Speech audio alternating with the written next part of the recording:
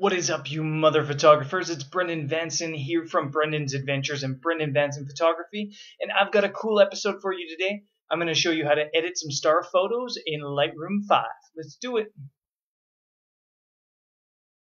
So in front of me we have the final edited image, and I'm going to take you through the process of editing it from start to finish in Lightroom 5. If you prefer to see the process in steps written and via screenshots, then head over to my blog, and I've got this all down on the blog. There's a link to that in the About section of this video. So before us, we have the final edited image, and I'm going to take you through the process from start to finish of editing this photo in Lightroom 5.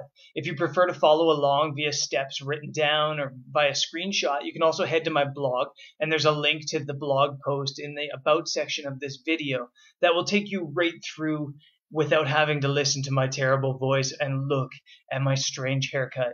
So head over to brendansadventures.com and you'll see that method of guidance as well. While you're over there, you might also want to sign up to my newsletter, which gives you a free copy of my adventure travel magazine, Vagabundo magazine. It is totally worth it, I promise you. Definitely go and do that. Okay, so let's bring this image back to the starting point and we'll go from there. So I'm just going to hit reset on all my work, and you see in front of you now the image as shot in camera. Now, I think it's important to mention always in any editing that to get a good photo processed, you need to get it right in camera. No amount of photoshopping or Lightrooming will fix an image if you don't get it right in camera. So what I've done here is a basic star photography with a 10 to 20 millimeter super wide angle zoom lens. And I've set it up at 10 millimeters. And my exposure was ISO 1600, which is a little bit too high for me shooting a 60D, but it got the job done here anyway with minimal-ish noise. And then I shot f4 and 30 seconds exposure. Now, when you're shooting f4 to get more light into your lens, you got to make sure you're not too close to your subject. If you get too close to the subject, you're either going to have the subject out of focus or you're going to have the stars out of focus. So you really got to be sure to be a good distance away so that everything is in focus in your shot. Now, the other thing you need to do is you need to light up your image. So if I wasn't to have lit up this image, you're going to get just a black object right here, and it's not cool. So how I've lit this is there was a guy inside the Jeep, the van here, and he actually didn't even know I was shooting the image. He just had his light on, so it just worked out in my favor. I lit the image as it was exposing for 30 seconds. I spent about 5 seconds exposing shining a head torch on from this direction just to bring out the van. In hindsight, I would have liked to also shine some light on it from this direction to bring out the front a little bit. But if you shoot too much light on it, it makes it look really, really phony. So you want to go really easy on how much light you paint onto the image. And yeah, that's how you get it in the camera. Obviously, you're going to want to play with things a little bit more. You might have to increase your ISO. You might have to increase your shutter exposure. You might have to drop your ISO or your aperture. There's all sorts of things you might have to do. The only way to get it right is to play around with it. So once you get a nice scene like this, just get out there and just play around with different things, and eventually you'll sort it out, and it'll become easier and easier every time you go out to shoot star photos. Okay, so once you've got an image that you're pleased with out in the field, step number 2 to the process is bringing your star photo into Lightroom. So we're going to import our photo into Lightroom. I'm using Lightroom 5. Obviously, you can also use Lightroom 4 or earlier versions of Lightroom. It'll work just the same. So yeah, we're imported the image into Lightroom 5 right now. And the next step, step 3 in the process of your star photo edit, is to fix the exposure. Now, quite often what is the case is when you're out in the field, it's pitch black when you're shooting star photos. And on the back of your screen, you'll see a brighter image than is actually the case. So what often happens is you're left with an underexposed image, which is exactly the case of my photo. Luckily, if you're shooting raw, you can really change your exposure by up to about 2 full stops up or down without losing any major quality to your photo. So what I'm going to do is I'm going to adjust to 1.79 above just to really, really bring out the stars and get a nice exposure. Now, when I did that, it also created a bit of harsh light down here in the foreground, which was properly exposed before. And I'm going to fix that by going to the adjustments brush here, which you can also find by clicking K. And then I'm going to paint over the entire bottom part of this image like this. And this is especially for that bus window right there. So make sure that gets painted. And then I'm going to drop my highlights, which should bring that down a bit. And I'm going to bring that to about minus 24. If I go too low, it just looks a little bit silly, although that might be the look you're going for. So minus 24 still gives us this cool light in the bus, and it kind of makes it less harsh as well. Now, I also want to soften this up a little bit. It's still a little bit harsh, so I'm just going to add a second layer. And I'm going to do this one just to the bottom of the image. The bus light's pretty much spot on, so yeah, just to the bottom of the image, and I'm going to drop the highlights again, and you can see this is more normal. And that's it for the exposure. Right now, our exposure is spot on. Step 4 in our process of editing the star photo isn't necessary for all photos and all people, but for my image, it's definitely necessary, and that's reducing the noise of the image. Now, I've got a lot of noise in my image, not only because it's shot at ISO 1600, which is pushing it a little bit on my Canon 60D, but also because the image was a little bit underexposed. Bringing out the exposure a little bit more also brings out some noise in the image. So in Lightroom, to fix that noise problem, we're just going to go down here to the detail section, and you can see here how noisy it is.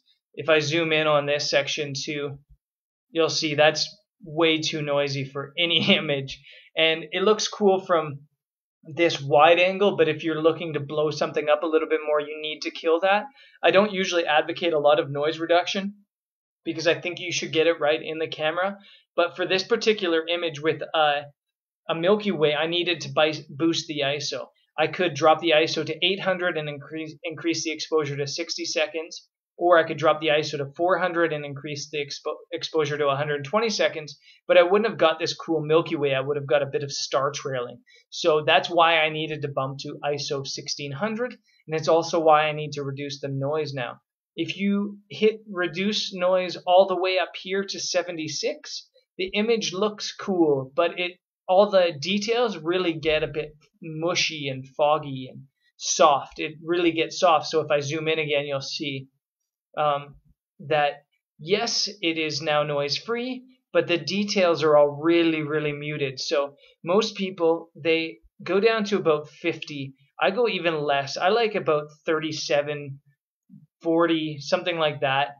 Now, detail section you don't need to touch, because if you're going to increase the details, you're just going to bring more noise into your image. So that basically defeats the purpose. If you bring the details all the way down, you get that mushy image again, defeating the purpose. Bring it to 50, leave the detail, play with the luminance, and you should get a nice smooth image like I now have here.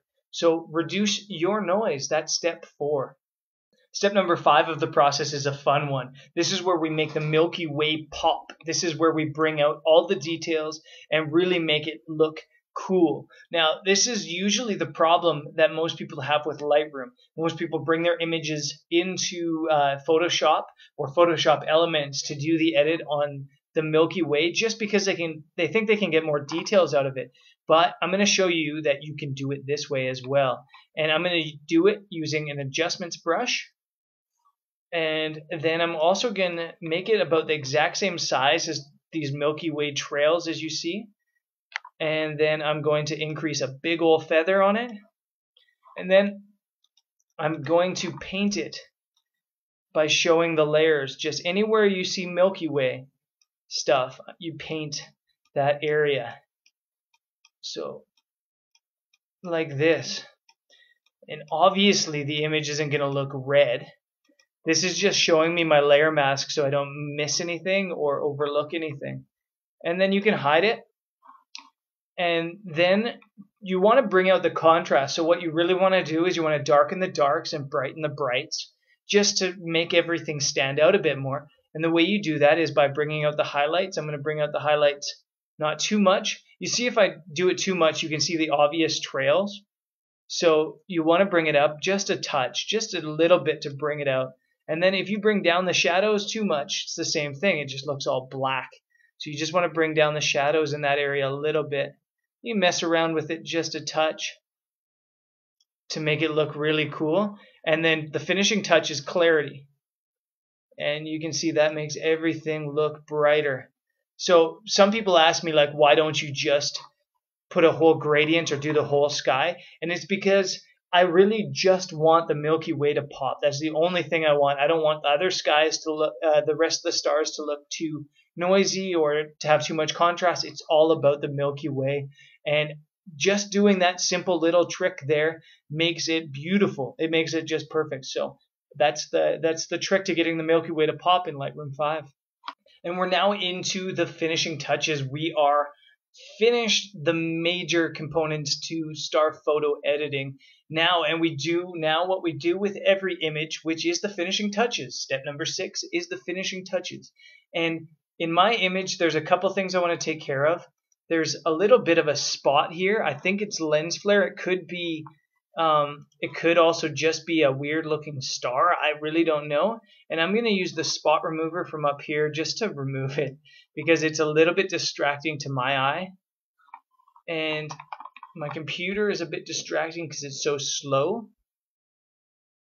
But we'll do like, try to match it somewhat. Right there, it looks okay. And now you can't even tell. And you see this blue stuff here. For me, that's a bit distracting as well.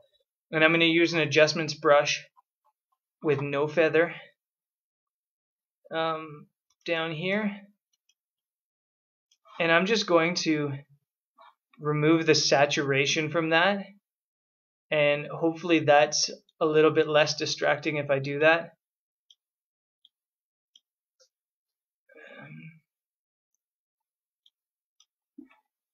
Done. Yeah, that cures it a little bit. It was really, really distracting. I think it was somebody with a flashlight here pointing at the Gur camp down there in Mongolia. And then, yeah, the final image adjustments that you do to almost every single image, which is a bit of vibrance. I'm going to go 55 because I'm looking for dramatics. Usually I don't add any saturation, but yeah, I think in this case I'm just going to add just 5 to make it look a little bit more dramatic. And then contrast. Now you got to be careful with contrast with star images. If you crank it too much, it brings out a really nice sky, but you get all this blobbiness to it. So I like to go about 20-25% here. We'll go 21%. And then I think the white balance is a little bit blue, just a touch blue. So I'm going to move it back there.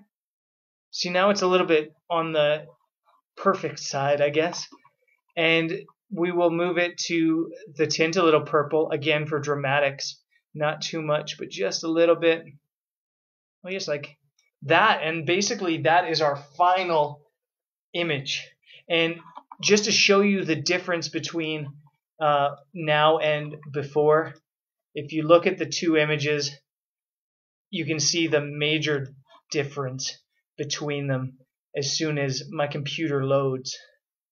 So we have our before over here, right here, and the after there. You can tell it's just that much more dramatic. The Milky Way pops, the colors are better, the exposure is better, and it's gone from being a good image that's a little bit bland to being just a phenomenal image, and it was done all with Lightroom 5.